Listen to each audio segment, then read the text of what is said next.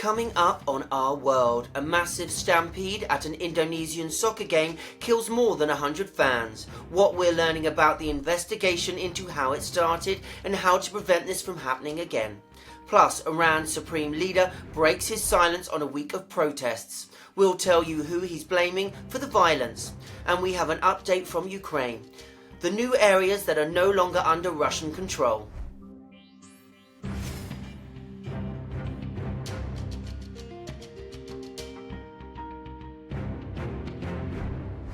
Welcome to Our World, I'm Stephen Walker. There are growing calls for accountability in Indonesia over a deadly stampede at a soccer stadium. At least 125 were killed and more than 300 injured. The Advocate Channel's Will Ripley is following the story from Taipei. As the stories begin to emerge from the football stadium on Saturday night in East Java, Indonesia, it is just more and more heartbreaking.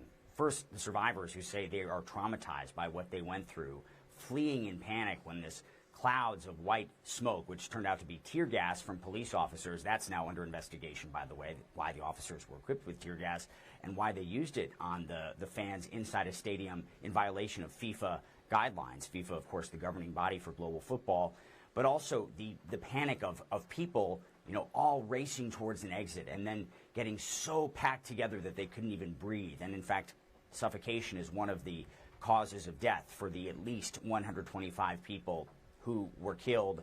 And we have new information about how old they were. At least 32 of them were children. The youngest death, 3 years old. The oldest, 17 years old. 24 boys and 8 girls.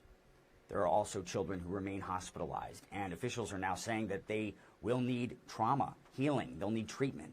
They're going to need a lot of assistance moving forward because some of these kids may have lost their parents, or they may have lost a brother or sister. And in fact, at some of the funerals today for a couple of teenagers who were killed, their siblings were talking about the horror that they witnessed.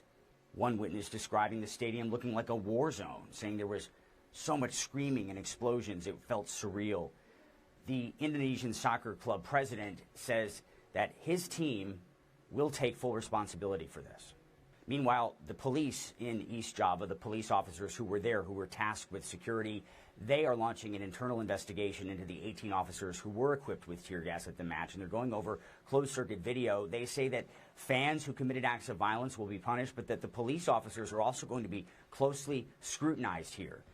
Meanwhile, the funerals, the memorials, the vigils, and the investigations continue. This is being called one of the world's deadliest stadium disasters. Iran's supreme leader says last month's riots were schemes designed by the US and Israel. 22-year-old Mahsa Amini died in the custody of Iran's morality police in September. She was accused of violating hijab rules that set off nationwide protests. Iran's supreme leader called it a plot to destabilize Iran. Since then, Iran has blocked social media apps and restricted internet access. Ukraine has recaptured the key city of Lyman after Russian troops abandoned the region. The Russians' retreat came a day after Moscow declared it was annexing almost 1/5 of Ukraine, including the region where Lyman is located. The Advocate Channel's Nick Patton-Walsh takes us there. It may not look like much, but this is where Putin's defeat in Donetsk began. A prize from the last century, perhaps. But trains and tracks are still how Russia wages war today. Liman, what's left of it, now freed of Russia? Well, this is what it was all about. The central railway hub, here now in Ukrainian hands and devastated by the fighting. And this was such a seminal part of Russia's occupation of Donetsk and Luhansk. The concern for Moscow is the knock-on effect this is going to have for their forces all the way to the Russian border. On the town's edges, we saw no sign of the hundreds of Russian prisoners or dead that had been expected to follow Moscow's strategic defeat here, nor inside it either. Perhaps they have already been taken away. Instead, utter silence. Only local bicycles on the streets. Several residents told us the Russians actually left in large numbers on Friday. They left in the night and the day, people said. I didn't see it myself, but they say they sat on their APCs and their bags were falling off as they drove. They ran like this. It would be remarkable timing that Russia fled Liman in the very same hours that Putin was signing papers declaring here Russian territory and holding a rally on Red Square. A similar story in the local administration, where the only signs of Russia left are burned flags. They ran away without saying a word to anybody, he says. It was bad. No work, no gas, no power, nothing. The shops didn't work. It truly feels as if there is nobody left. A ghostly silence here, apart from occasional shelling and small arms fire.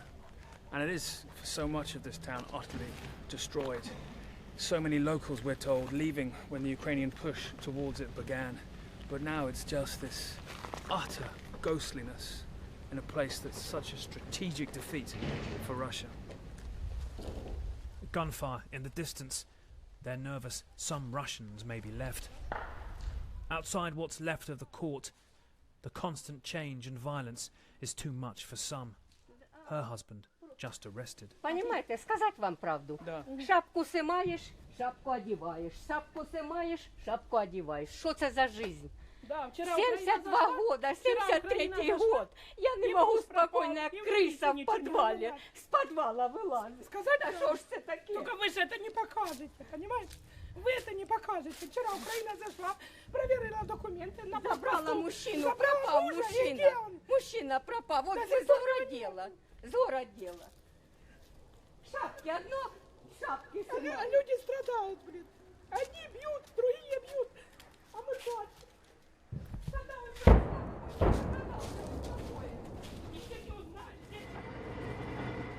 The Ukrainian troops we did see had already stopped celebrating.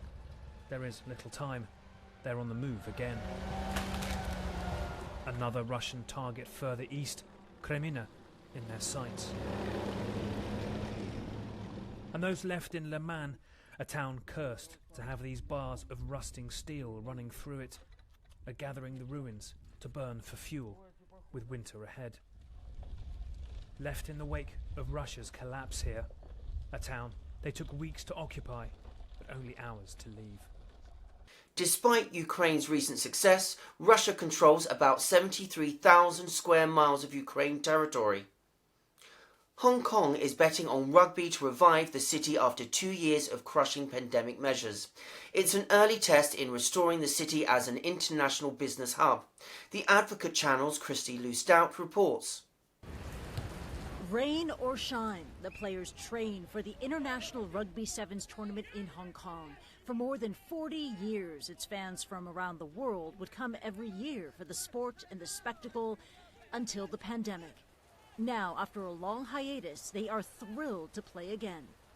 It's been 3 years. 3 years? Yeah, 3 years or so since the last Hong Kong Sevens, and you know, we're really excited, and you can just tell the rugby community in general really excited. It's so good for Hong Kong.